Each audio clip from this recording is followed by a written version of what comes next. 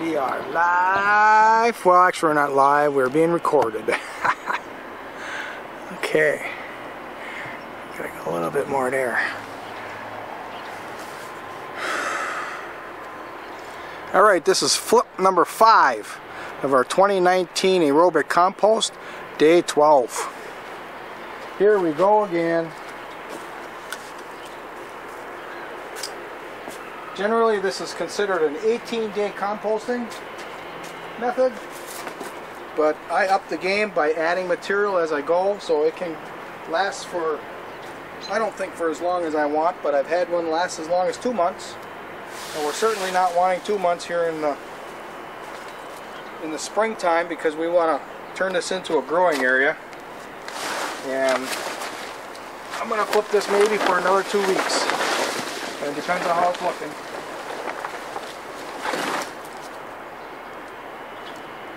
And I'm not going to add any fresh stuff this time. Well, I got a little bit of stinging nettles. Ooh, that stick is hot, so this baby's firing.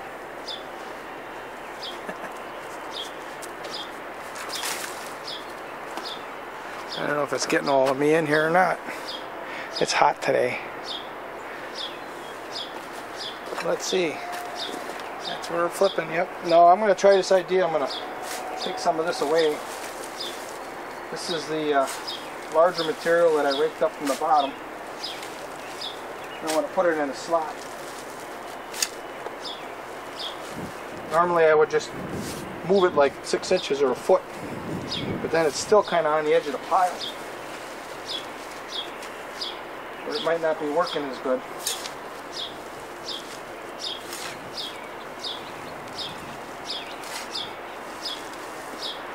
And that bigger material is what needs to get into the center where it's working the hottest. The bacteria will like it because there's a lot of manure in it.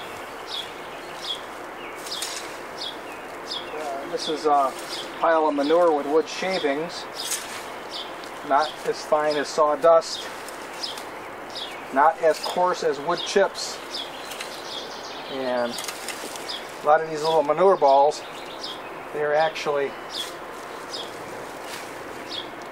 kind of laced with the wood chips. So if we can get that stuff into the middle, bacteria will eat it.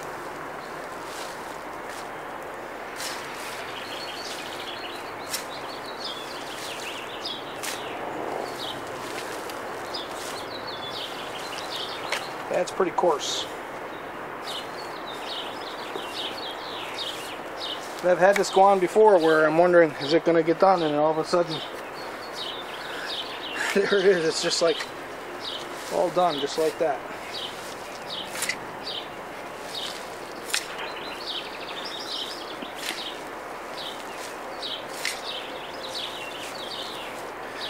Okay.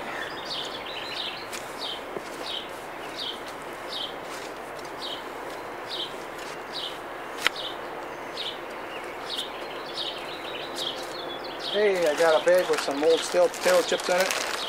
I'm going to compost some potato chips.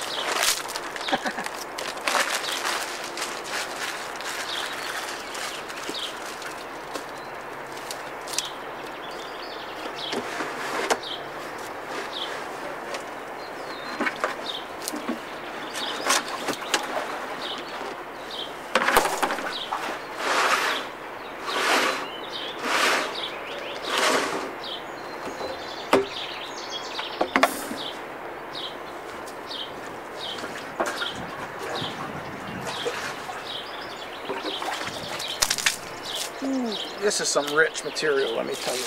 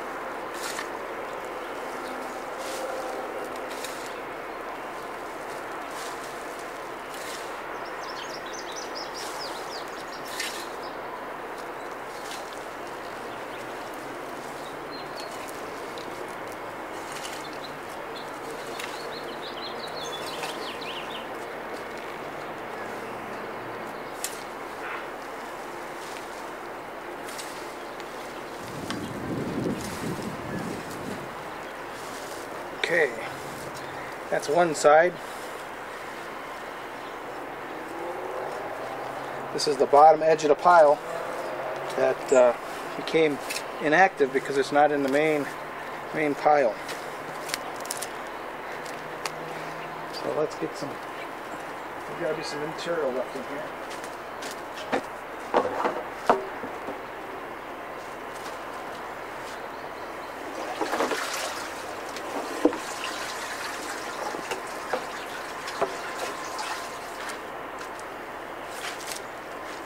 Again, this is fermented comfrey, and I told the story quite a few times in past videos of this series. Somewhere like, this is flip number 5, so maybe I said it flip number 4, or maybe it's flip number 3, something like that. This is a couple of burdock leaves and some stinging nettle.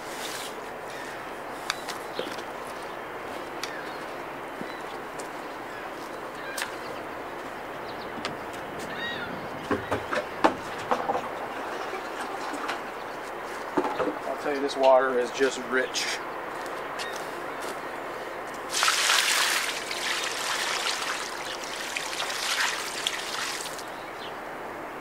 I actually added 10 gallons of just rainwater to that mixture. It's just as dark and rich looking as when it wasn't diluted.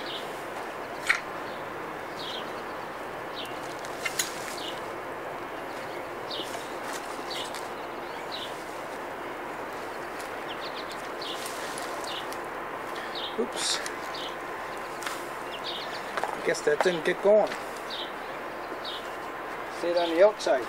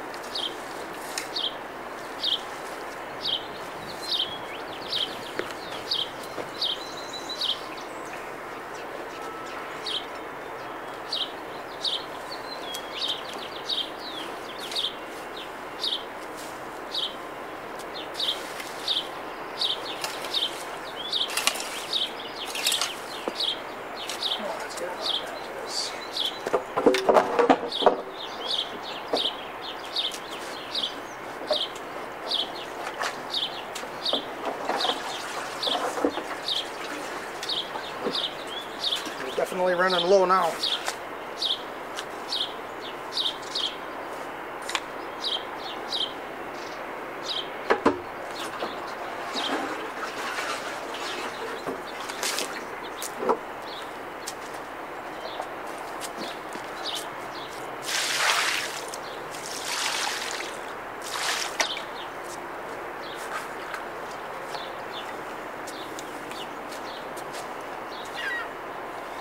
Will get us a slot going.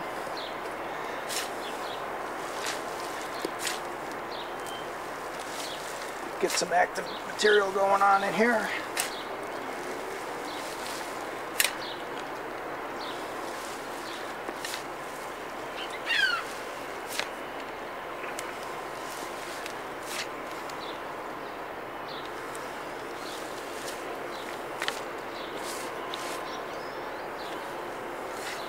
Smells like tobacco again.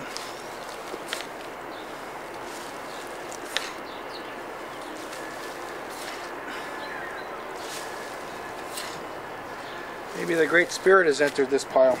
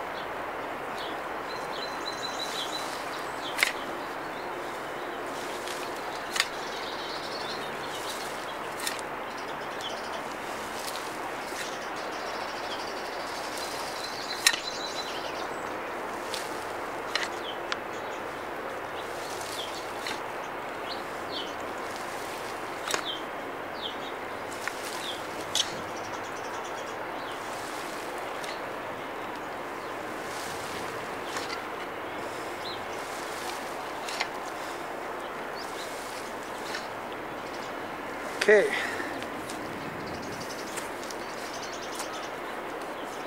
Now we got us a nice slot. We can rake up all these bigger chunks and get it in there. This will be more centrally located at the bottom of the pile.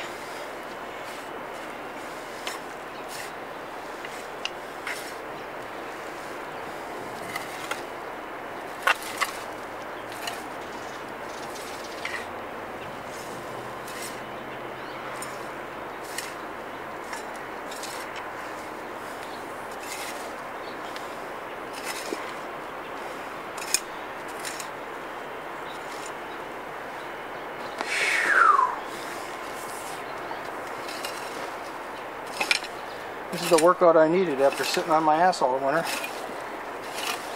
I should have 2 of these piles going, so I flip every day instead of every 2 days.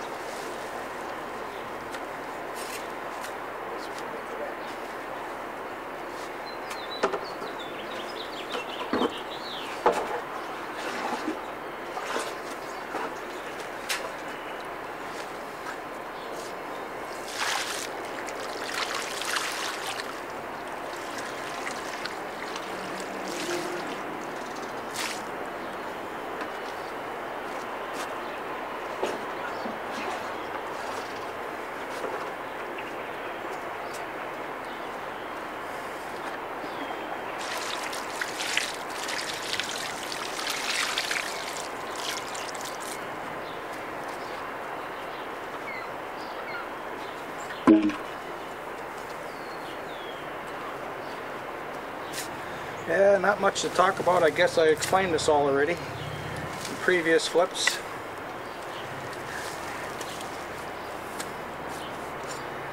So maybe I'll do a silent movie.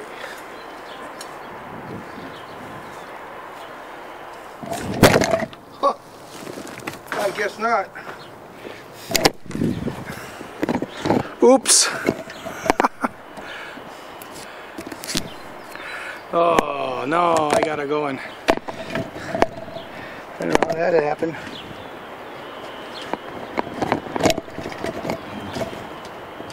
It's been a little bit of wind come along.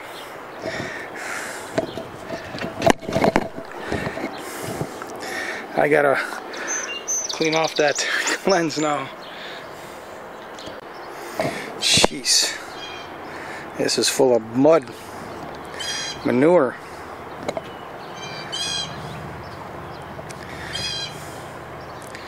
Yeah, definitely have to wash this lens rig. Yeah, that's why my equipment goes to hell, because I abuse it like that. That's what happens.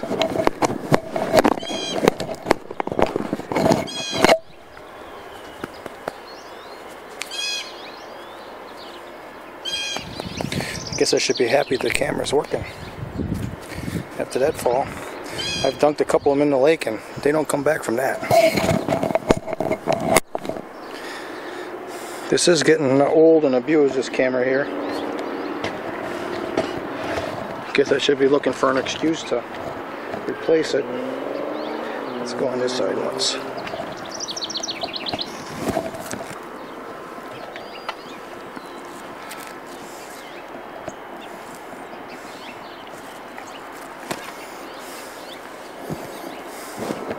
Oh, it's all over the display screen.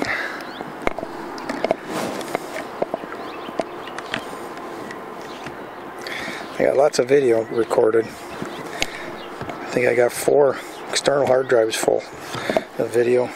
In the old days, in the young days, I didn't delete the crappy stuff, so there might be a hard drive full of crappy stuff. But after that, probably a lot there. When I get old and I can't move much, I'll make some more videos just on all that past video I've got stored up. Let's see, where were we? Oh yeah.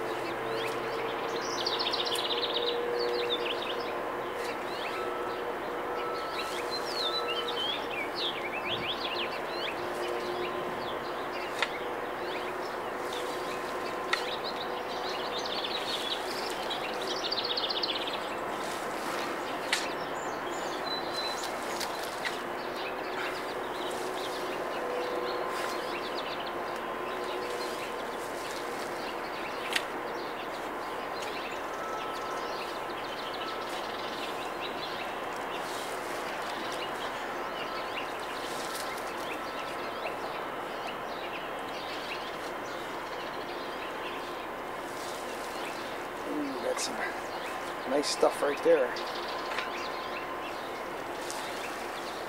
So I'm at the edge of where I was putting all the drier stuff, and I was adding comfrey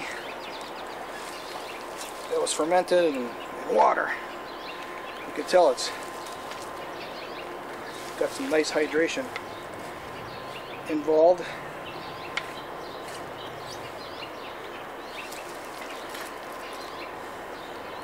Those are whole plants with the big stems and all, and the leaves, they kind of melted into the water brine, but it's the stems that I was adding to this, and it takes a little bit more to get those composted.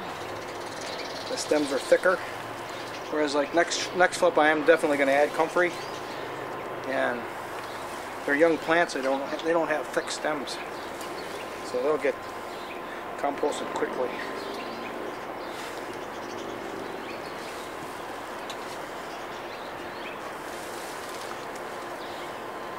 Alright, that's going pretty good. Now we gotta fill up our slot with this bigger material.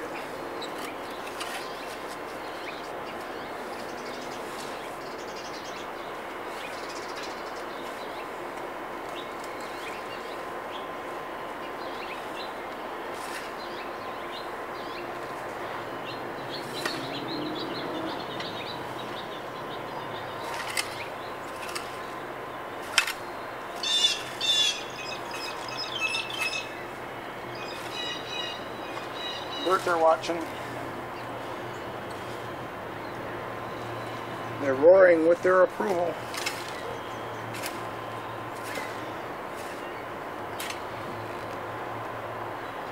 Let's see.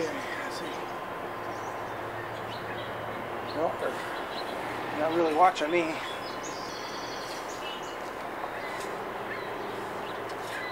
I'm really not that important to them. At least they don't think so. But with this really rich environment that I've created, thanks in large part to this compost, the food here is extra nutritious. Especially if you compare it to, you know, the lawns that other people have and all the poisons they spray on them. The birds get sick there. They've got this feed that they feed them, and I'm sure that feed is made with all types of chemicals and poisons. I've kind of a pet peeve against people who feed hummingbirds. Now, hummingbirds, I'm sure their systems don't like sugar, refined sugar like that. And I read a report where it talked about if you're not changing that sugar water every day, there's molds and other things that get into them and kill the hummingbirds. So I got video of the hummingbirds today. They're all over the place here now. They're feeding off of the josta berries and the gooseberries. So if you want to feed hummingbirds, you plant all this stuff, and you plant in succession so that, you know, you always have something blossoming all the time. That's how you take care of the hummingbirds.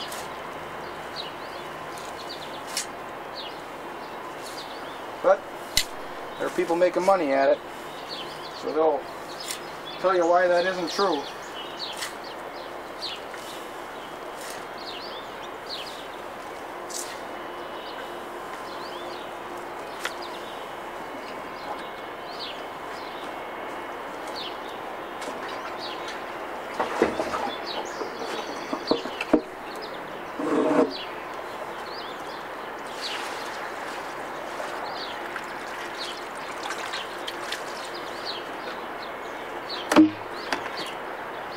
Down to the bottom of the barrel.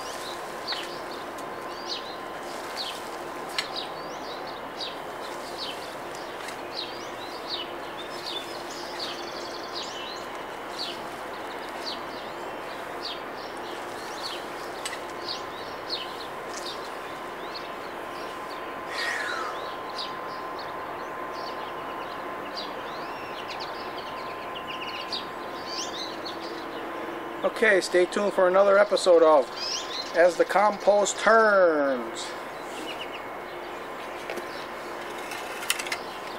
Then we'll take that little segment out, we'll put it in the beginning, and right after that we'll have the camera fall over. That might charge some people up to watch the whole thing. Of course, maybe not, you know. If you want to see something exciting, as soon as it turns into, well, this is what I'm doing, this is just work, they'll all tune out. Then maybe I'll get them for a minute. There's some information that I read that on YouTube, if you don't get somebody's attention in 5 seconds, you don't keep the action going, you lose most of them. And I can see that in my analytics. So what that amounts to, and this is something that was taught to me in the Permaculture Design course that I participated in. Actually, this was a this was a course I think that Phil Mollison gave. So I didn't participate in it, I just watched it. And he said there are 3 kinds of people.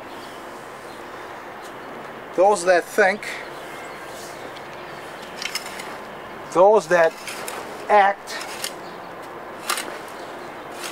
and there may be some overlap, you know, some people think and act. And those, and the majority of people are those that want to be entertained. So you see some of these videos with young people and they're smiling like they're on opioids or something, you know. They're jumping around and waving their arms and flashing the big smiles. Well, if it keeps the people that want to be entertained happy and they're making a little money at it somehow, why not?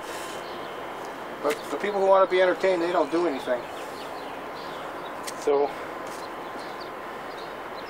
generally they don't. I'm sure there's some overlap too, that there are people who want to be entertained and will act.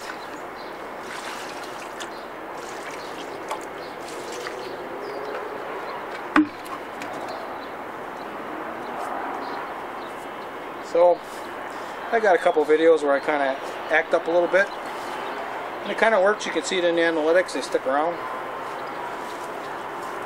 I'm starting to get too old for that crap. Let those young guys do it.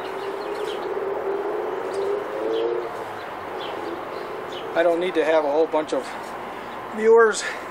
I'm not doing this for the money. I do have a couple of ulterior motives. One is when I'm older, I'll be able to look back at myself. But that's kind of selfish, I guess. All these videos, I'll be able to make new videos on them without doing anything because there's so much that I don't publish. And I might have grandchildren someday that'll be interested in it after I'm dead. So hopefully somebody keeps it going, one of my kids, you know.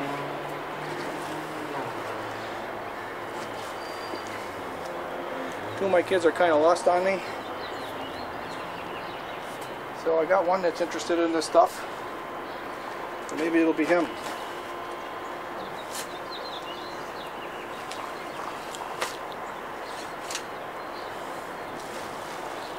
And of course I got a lot of people, maybe 100 people that are following it, like this pile here, watching it all. I'm hoping that they benefit somehow. Wow, this pile really looks good.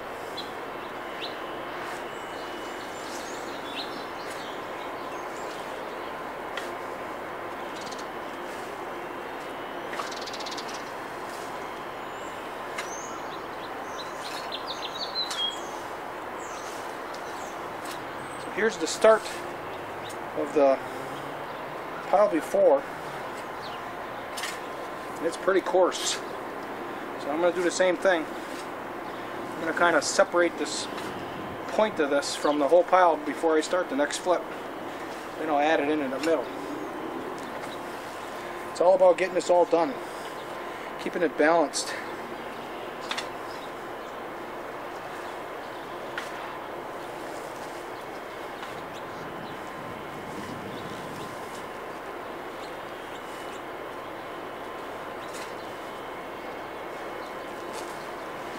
So if I can do this another 2 weeks, another 14 days, maybe that's another 7 flips. What that amounts to is the next 2 times I'll probably add comfrey and nettles and burdock. I got some garlic mustard growing. I always like garlic mustard. Compost quickly. The goldenrod's coming up. Pansy's coming up. I let the goldenrod and the pansy grow some areas just so I can grab fresh green material for picking for composting. But as my little food forest here grows up, it's basically a prototype food forest because it's not a broad acre situation. I mean, a food forest really is talking about like what the indigenous people did 3,000–4,000 years ago in the Amazon. You know, they planted most of those trees. And that is a recent study that was done And that's a discovery they made. Kind of goes hand in hand with that biochar story I told you in the last flip. So that's a food forest. You know? Now, what is the definition of a forest? It's got to kind of include an area, the amount of area. I mean, how can my backyard be considered a forest? It's just my backyard. So if I call it a prototype food forest, I think I convey a better idea of it. But what's going to happen is the trees that I planted are going to start shading all of these wild plants out. And that's what I want to happen. It's got to be a succession of species. And ultimately, the climax trees that I have planted here, you know, they're going to take over about half of it. And the rest of it I'll continue to prune heavily, and I'll be doing it, you know, main crop gardens. Of course, up by the house you got the kitchen garden and all that. But the climax forest species, I really don't have what could be considered true climax forest, where they grow hundreds of feet, 150 feet tall. You know, I got honey locusts, American persimmons, hybrid chestnuts.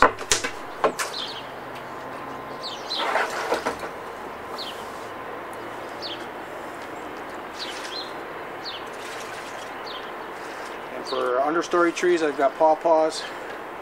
Got all kinds of ribes for the bushes.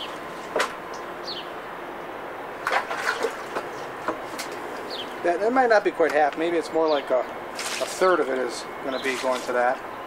There's black walnuts. And then I got to transition towards the house to more fruit and berry trees. I guess that's it.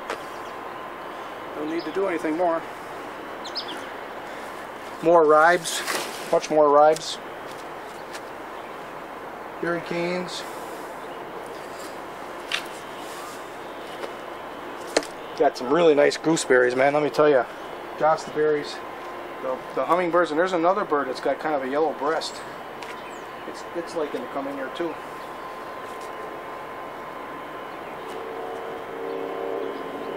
That material is really nice and warm. That's perfect.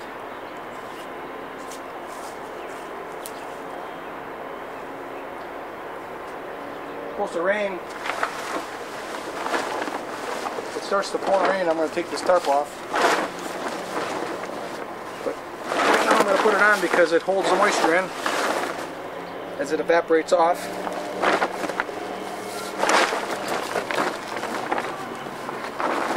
My instincts are telling me it's going to be a little coarse in the next 2 weeks, at the end of 2 weeks. But definitely workable so that I can plant in it. What is that? A piece of plastic.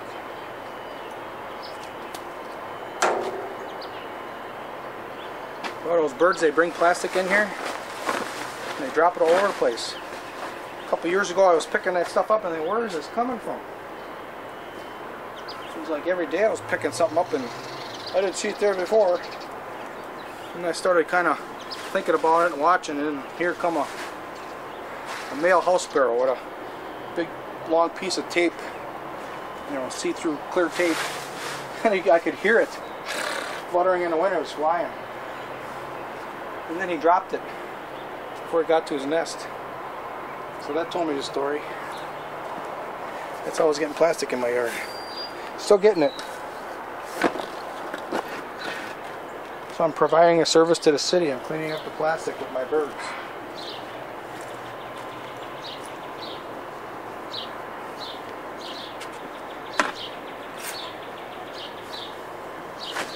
Supposed to get to be 35 miles an hour on Sunday.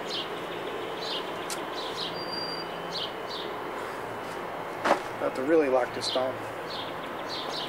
Okay, that was another very fun episode of As the Compost Turns. Thanks for watching.